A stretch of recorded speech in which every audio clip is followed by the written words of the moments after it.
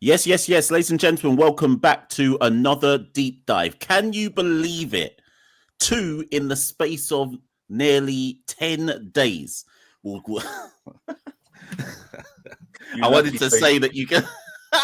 I wanted to say, yep, you can look forward to more of these. That's the plan, people. But we shall see.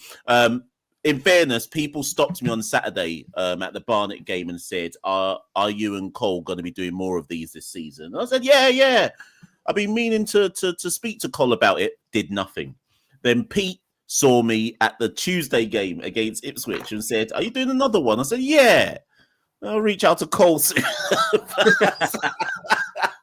So, people, first things first, before we get into the deep dive, let me introduce the panel for today. Colin needs no introduction. You always see him on these when we finally get together and chop everything up Bromley-wise. But for those who aren't aware, let me introduce Peter Etherington. Now, I think most of you watching this know, or certainly when I just said that name, will be like, wait, isn't he the guy that edits everything on? Yes, he is.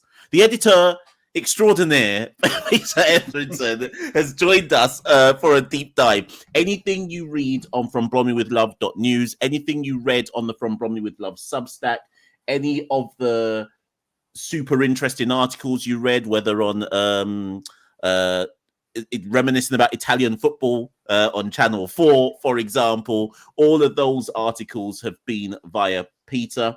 Peter and I spoke after the fantastic Ipswich game on Tuesday. And I said to Peter, you know what? You need to actually come on the show. Like, you need to come on as well as Cole. It needs to be more than just me and Cole chopping it up. I think it helps people know, puts a name to a face for Peter. And also, it's good to get other people's views and opinions across the Bromley spectrum as well. If you're somebody who would love to come on and offer your views, please...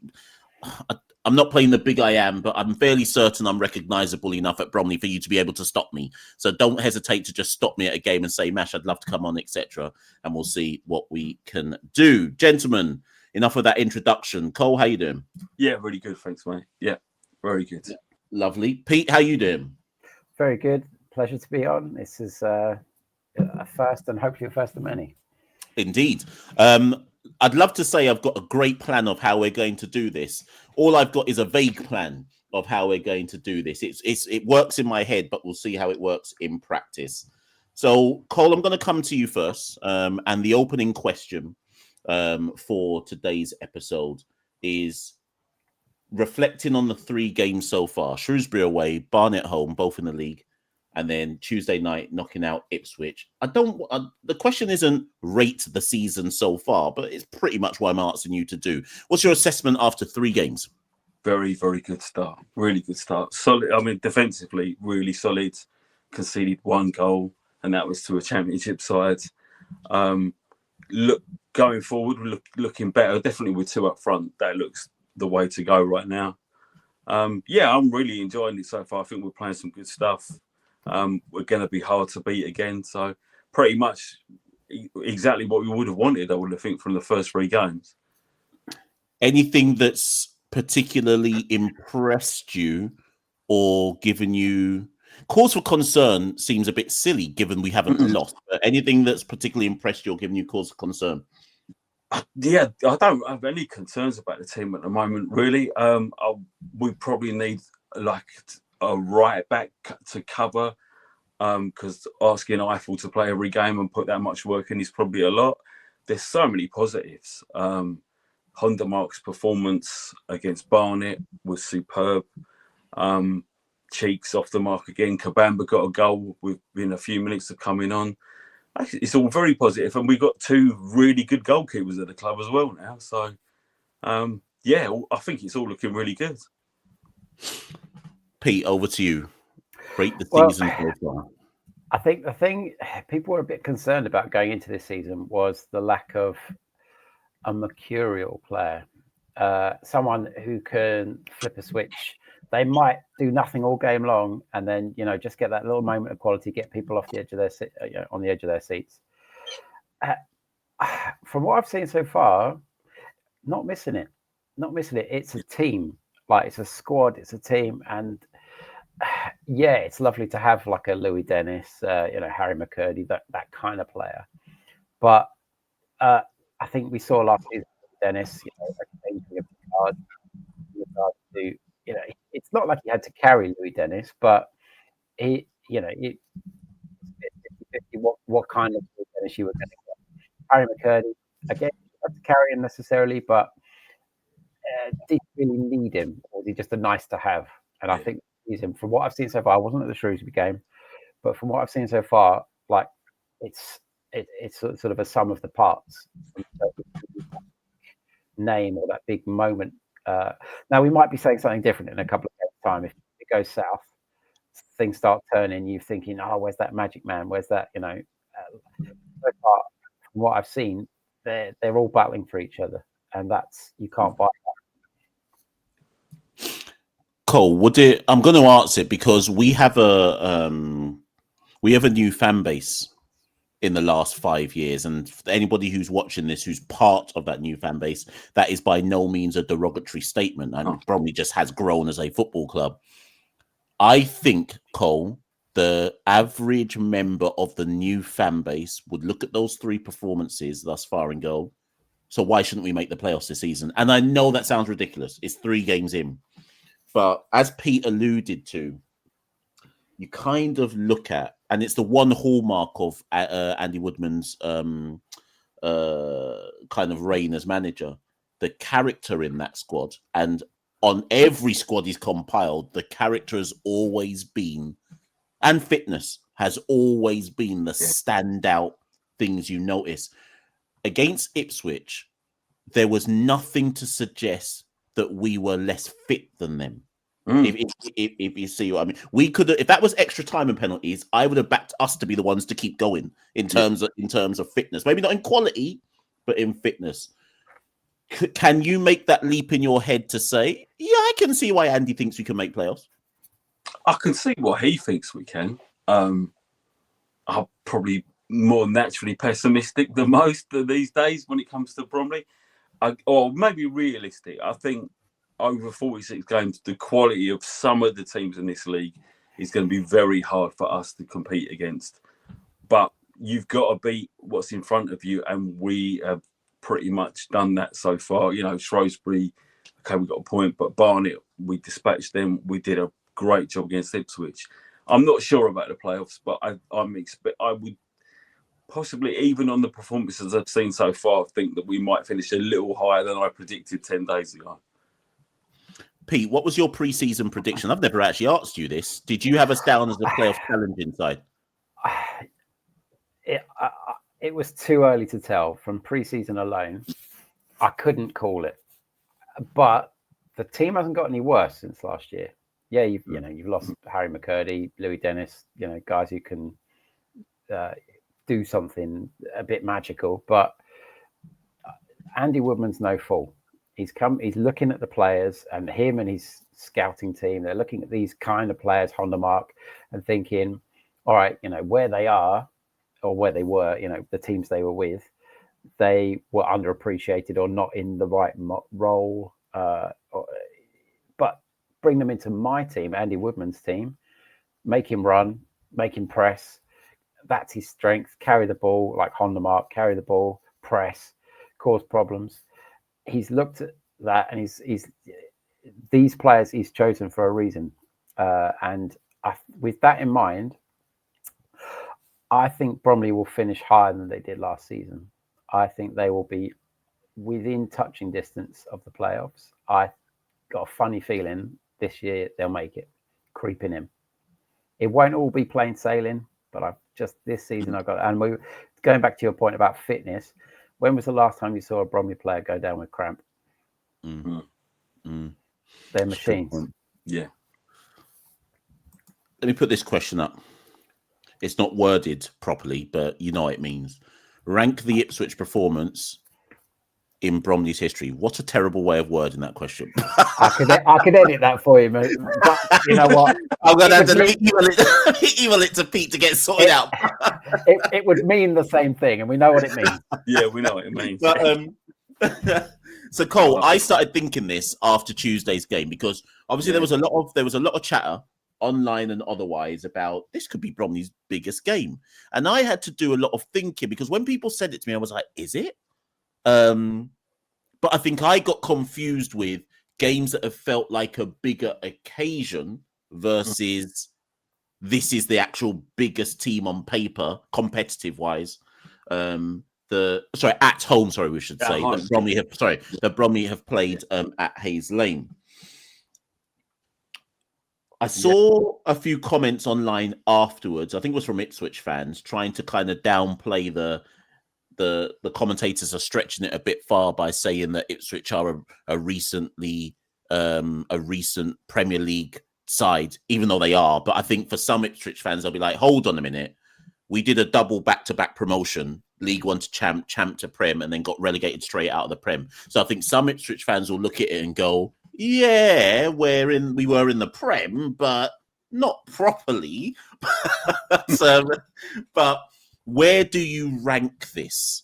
And I'll start with you first, Cole, in terms of all of the games you have seen. Right.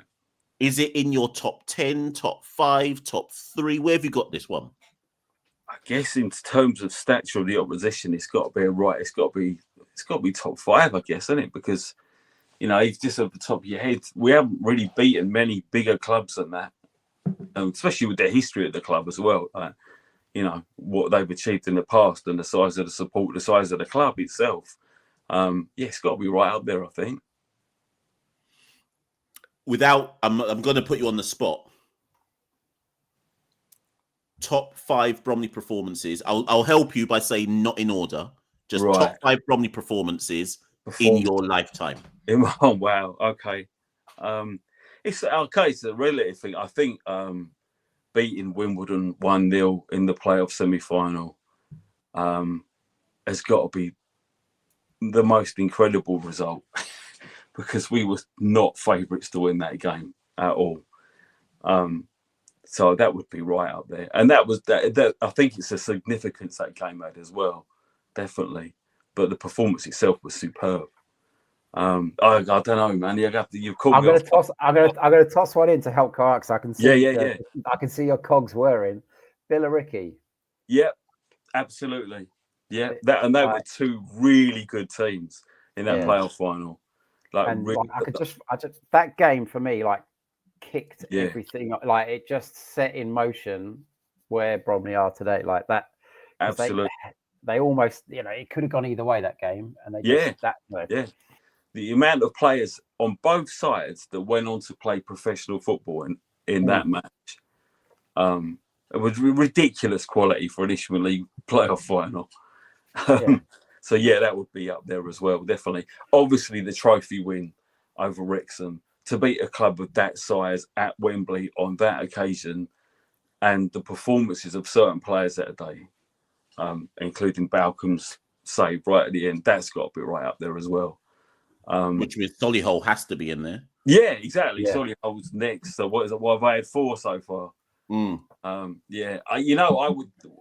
It's really difficult to say. This is why I asked the question because I'd be tempted to say Newcastle, but I don't actually think Bromley played their best in that game. They got a bit. There was a few of Bromley's midfielders who wouldn't want to watch that game back again because they were overawed. I think.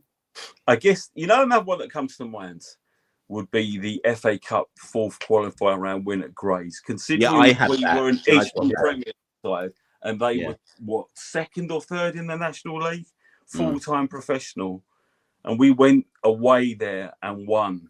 That was a phenomenal result and performance. So that would be fine. Yeah. And look what happened to Grays since exactly. Then. It's like a sliding door. Him now, that's for sure. No. For the younger ones who don't know about that game, but then again, I'm about to say players who you may not even know about. But that Grays team had Aaron McLean in it, Michael Kitely. That had a set of players that all went on to go all the way to the top in football, and Bromley had Lloyd Blackman, who scored twice. But that's interesting. So you've brought games which I would probably have as well. I definitely have Wimbledon and Billericay, and that's why I asked the question, because it felt big at the time on Tuesday, and this is weird, and Pete, I'll come to you for this. It felt big, but at the same time, it felt, yeah, but I'm not surprised. Yeah. Like, so that's the only way I can possibly explain it. Pete, I want to elaborate on that, or do you not agree with that? No, I do, and I kind of went into the game thinking, I woke up that morning thinking, oh, it's a free shot, free hit, and just if Bromley play the way Bromley can play, that's not in terms of flair and this and that. It's just in terms of dogged, stay tight, stay rigid, just Bromley them. Then Ipswich aren't going to be ready. They've not done their homework on Bromley, because they will have done homework, but they won't have done the work that you really need to do when you face Bromley. So I thought, look, if Bromley get the first goal, and if they can unsettle Ipswich, then anything's possible. And look, it goes 1-1, and you think, the tide's turning. It could go either way. But you got credit where it's due. They stuck to their guns and saw it through to penalties, and then it's a lottery. And Bromley, Cole and Mash, you'll remember, Bromley having some dire penalty shootouts where it's all gone horribly wrong. But the last few that they've had, they've kicked up a notch, and I think that's a whole focus thing. But as I said to Matt and Mash, I think Mash said it as well at full time, the way Bromley reacted to the penalty win wasn't all to go running over to the keeper, big, dog pile. Just shake hands, well done. This is just an ordinary Tuesday for us. You've just been Bromley. So that's what I thought. I thought the most telling thing about how far we've probably come was the fact that the players were like, yeah, okay, we've done it. There was no histrionics. There was no, going crazy. It was like, okay, we've won. Next, who's next? It's like, wow, okay, so we took that in our stride, And I'll tell you what, if I'm Wycombe Wanderers, start doing your homework. Start doing your homework, because you're in for a night of it. I really think that it's going to be close, that one. Just worth pointing out to fans. So prior to the Ipswich game, you would have seen on Bromley handles, I probably tweeted about it myself, that if I wrote about it, we had two former Bromley players in Ipswich's lineup, Ali Al-Hamadi, who was obviously on loan with us a couple of seasons back, and Luke Wolfenden, who was on loan with us the season we went to Wembley the first time for the FA Trophy final. It's worth pointing out to Bromley fans, again, not all of you will know, but Wycombe will probably have Gareth McCleary. He's 38 now. He gets a contract every single season at Wycombe, still exceptionally fit. It is likely that Gareth McCleary, if not injured, will play in that Bromley game. So it'll be nice to welcome. He played in the Billericay and the Wimbledon. Yes, just spoken about as a teenager, maybe 19. Yeah, so when McCleary played for us, he was 19 years old. We're literally talking nearly 20 years later. Yeah, Gareth McCleary having gone to Nottingham Forest. Him on one wing, Stan Wood on the other. Ridiculous. Absolutely bonkers. Yeah. So it'll be good to him, and those of a certain vintage will certainly give him a good reception when he pitches up with Wycombe. And as Pete says, I think Wycombe knocked out Orient. I think that's who they knocked out. But if Wycombe don't do their homework to the depths that they should have done, I think Ipswich made that classic mistake of, I'm sure they did their homework, but let me put on the players more than anybody in the backroom staff. I think sometimes players in those situations think our quality will just get us through at some point. The obvious leagues above or levels above quality we have will just get us through. And when they suddenly had to start grafting, that's when I think they kind of lost it. Because quality is quality. Not too dissimilar to Newcastle, right? The Newcastle last year, they had to bring on the super quality to get past us, having realized that just turning up wasn't going to be enough to win the match up till half time. Here's an interesting question. Most impressive player so far this season, all 3 games of it. And I'm not going to pick anyone. This is the beauty of being the host. But there've been some players that have super impressed me. If you had told me 2 seasons ago Byron Webster was still gonna start for Bromley, and still look like he should be starting, and still look like that age and nothing has caught up with him yet at this level of football, I probably would have been surprised. If you told me that Marcus Eiffel, when he debuted for us at Wimbledon last season and looked like he'd run out of puff after a 20-minute cameo, would look... Eiffel looks like he's been in the gym all summer. Yeah, big time. So he's looked just as energetic as Danny Imre. That's the biggest compliment I can pay him, that he looks like he's just full of energy, right? Carl Cameron didn't play on Tuesday, but I think he's been a good addition. I think we've seen why Andy Woodman went for him. I think we've seen that already inside 2 games. He just seems to fit the profile of what a Bromley player is supposed to do and be. Hondermark, again, he's only really played a game and a half, but again, looks like a good addition. If you told me last season that Corey Whiteley will start the season still and look like he's still 22 years old, I'm not sure I would have believed. I'm not sure I would have believed that either, if I'm honest with you. So I say all that to say, gentlemen, who's your standout so far? Well, adding pre-season into the mix, I would say Hondermark, just because he's a ball carrier, which Bromley have needed, which is, so. But he also does the dirty work. He's a classic box to box. He'll sweep around the back and pick up, cut stuff off before it gets dangerous. But he'll also pick the ball up and run with it, which is exactly, I assume, why Andy Woodman's gone for him. Because all of the chat coming out of Northampton was he wasn't good enough for League One. Well, all right, fair enough. But perhaps he wasn't good enough for what Northampton were asking him to do, which I don't know. I'm not an expert on Northampton, but I think Andy Woodman's looking at him going, he can pick, he can intercept, he can run with the ball, he can tackle, he's physical. He's my kind of guy. And I think from what I've seen so far, he's been the one I've been most consistently impressed with.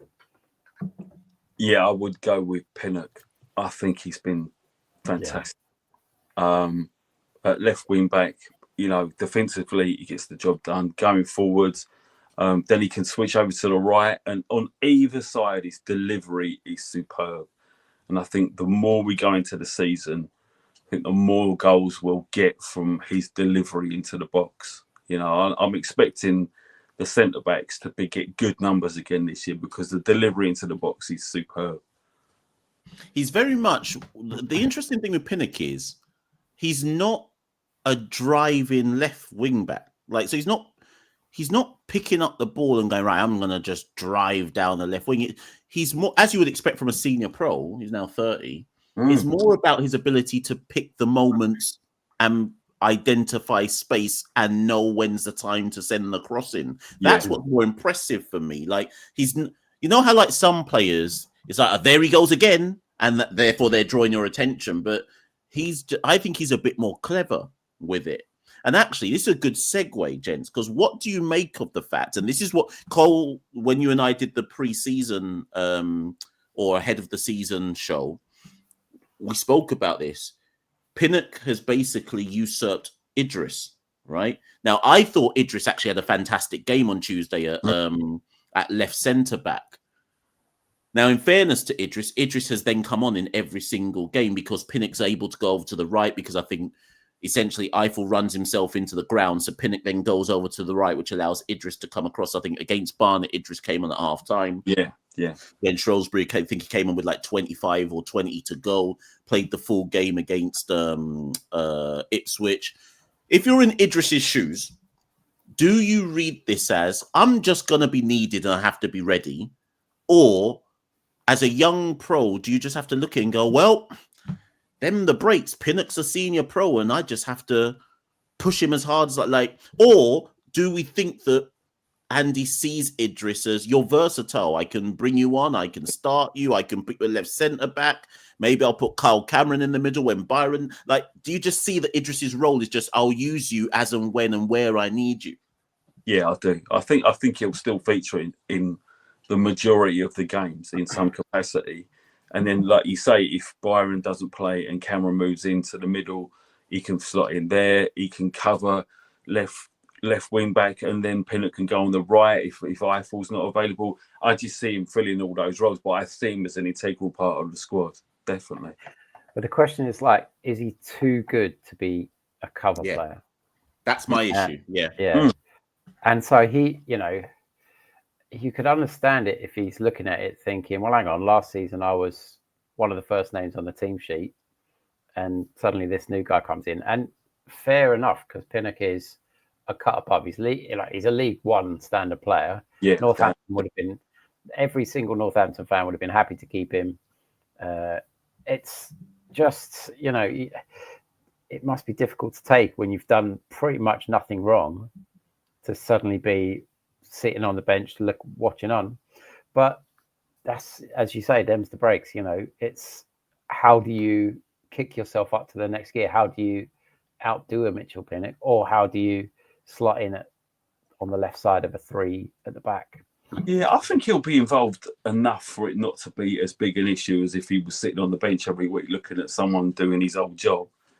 I'm kind of hoping that it'll feature enough to keep him interested. We got a lot of games to play as well. Yeah. So this is the other thing, right? We still have the three not FA Trophy. What's that competition called again? EFL Trophy. Yeah, we still got. Look at me talking about it like we don't need to be in it. So we still got the EFL Trophy. People naturally get injured, and again, maybe this speaks to Andy and Robin being pragmatic and saying you just need a squad. And yes, some people have to sit out. Like Jude Arthurs hasn't started until Tuesday. No, and if you told me, in fact, Cole, when we did our show, I said to you, Jude makes my team. He's my He's my first midfielder. He didn't even start a game until and he was brilliant. He was brilliant. So yeah. What Pete just said about Idris, you can probably copy and paste for Jude, right? And be like, well, Jude, you're just gonna have to. When the formation is right and when it's the right opposition, that's when you're going to come in. And because if you're Jude Arthurs and Idris Odeteo, right, both who I thought were fantastic on Tuesday, chances are you're not playing against Fleetwood on Saturday if everyone's fit and so on and so forth. So it's and I think that's why I wrote in the latest article, in the latest Good, Bad and Ugly, that I don't envy Andy, because it's a careful juggling act to make a player understand, no, you're going to feature, and also, like Sam Long, brilliant. Yeah, but you're not playing on Saturday. I'd play him. I think, like Grant in the last game, Grant Smith was looking like his head wasn't quite right. He had one mistake early doors, and it set him back, and he never quite recovered. It was just like mistake. And I wouldn't be surprised if Sam Long starts on Saturday. I think he might have done enough. You reckon? Are you being serious? 100%. That's my goal. Like, as a former high-level Sunday League goalkeeper, I feel it. I feel it in my bones. It's one goalkeeper to another. I mean, Andy Woodman looks at me and he thinks, I know your backstory. I know what you're about. But no, I sense it. I just sense Andy Woodman looking on Saturday was looking at Grant Smith going, you're not, where you usually would be. And Sam Long was so good the other night. I think he'll start. That's interesting. I was just going to say that he won't play against Wickham now. So that's really interesting. Okay. Let me. That's good that Pete said that. Cole, pick your team for Saturday. Me? I think Smith comes back in. The back three is interesting. I'm guessing Webster comes back in. Cameron's a doubt because I don't know what's going on. He got a head injury. Yeah, I presume that head injury might be in concussion. Yeah, because we were allowed another sub. Yeah, So I'm presuming if he's got a concussion, he can't play. It's usually 10 days minimum, isn't it? Yeah, so I'm guessing Byron probably comes in for Deji, and then Omar. Actually, no, maybe Deji plays. Actually, the Omar, Deji, and Byron. I think you're back three. Pinnock, Eiffel. That kind of picks itself at the moment. In the middle, I'm guessing Honda Mark because of his performance against Barnet. Thompson, of course. And then the I don't know. The third one's a tough one, isn't it? Really, I would go with Whiteley. If it's my team or not the team I think will start. And then up front, I think he might go with Cheek on his own. On his own, possibly, and Crowhouse behind him, possibly against Fleetwood. Hold on a minute. You've picked about 12 players there. No, I haven't. I've picked. Hold on. Wait, let me just check your midfield. Yeah. Honda Mark? Midfield. Put three in. Who did you have? Thompson, Honda Mark, and Whiteley. Oh, Charles is out. Yeah. Oh, right. And then you've got Crowhouse as well then. Yeah, I've got Crowhouse behind Cheek. Yeah. I don't know what happened with Caban because he went off at half time on Tuesday, so I don't know what the score is. I think he got kicked in the back of the leg at the end of the first half. That was my impression. Is he took a knock in the back of the leg, and I think they just went with let's be cautious with this. So I don't think that will rule him out for Saturday. If he doesn't rule him out for Saturday, then the call is whether you go Crowhouse behind Cheek or you go two up top. I think we've looked better with two up front so far. See, I was surprised. I'm coming to you next, people. I was surprised against Barnet when I saw them start with only one up front. Having seen them start with two against Shrewsbury and then saw them start with one, I was like, and it worked. Don't get me wrong, it works. But I was like, oh, okay. I would, because you naturally assume two up front at home, maybe you go one up front away, right? So Andy threw a curveball there, which told me that they are literally going, what is the best team for a particular opposition? There would have been something they saw against Barnet, which said, flood the midfield and have Cheek up front on his own with people supporting. So we could easily, based on how they've scouted Fleetwood, they could easily go, no, it's two up front is best against Fleetwood, or possibly one. So we won't know. Pete, you're 11. I'm with Cole. For me, I'd have to put Jude in just because he was my man of the match the other night. I thought he was playing like a man possessed. I think he would slot in. I would push Honda Mark further forward, probably based on performances so far. Honda Mark and Whiteley as the more advanced ones, with Jude behind doing the dirty work. And then, then I would start with two up top. Denanga getting the nod and Cheek. And then Eiffel and Pinnock. I mean, Eiffel hasn't got any competition at the moment. So, and then back three, I would probably go say, I mean, would Idris slot in on the left side? Because they want probably a left footer on that left side. I wonder if this might be his game to be dropped in. It depends on Fleetwood. Like, my impression of Fleetwood is they're a physical side. But I might be wrong. I'm not an expert on Fleetwood, but my impression of them is they're a physical side. So will they go with a bit more of a physical presence like Omar and Deji and Byron, as you know, because I just got a feeling Fleetwood are going to try and put some muscle up the top. But I don't know. It'd be Andy Woodman, and I'll go Sam Long in goal. Yeah. Okay. Yeah. Right. So I've got Smith, and then my three centre backs. Coming off the back of what Pete said, I'm wondering about the nature of how Fleetwood would play. I know they've got Will Davies up front. He obviously was on loan at RC. I think he scored 3 goals already this season, and they bought him for an undisclosed fee from Sutton after he had a productive year last season. So I think I've got Omar, Byron, and Idris as mine, just because if Carl Cameron's not fit, I think they will want a left footer on the left side of. So really, the only question mark for me is it Omar or Deji?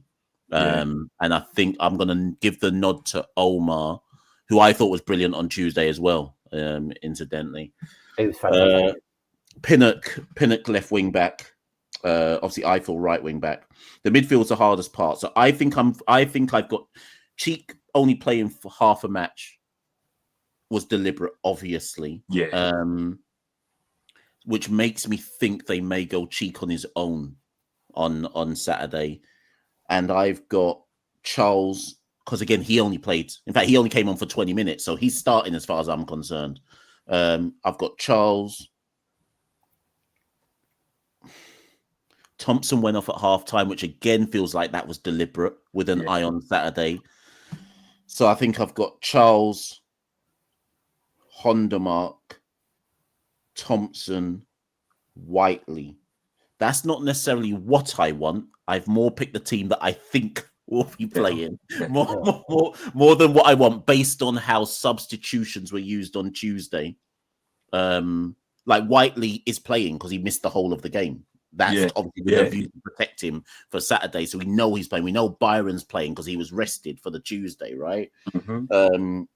It's just the midfield configuration for me. In an ideal world, I'd have Jude in. I'm with Pete. I think Jude deserves to play off the back of Tuesday. But you also look at it and go, he basically went all in for 90 minutes plus in the way that only he can. And I just look at things like, I mean, Jude is probably one of the fittest players in the team, but did he run himself into the ground? Like, you know what I mean? So you just have to look at things like that as well.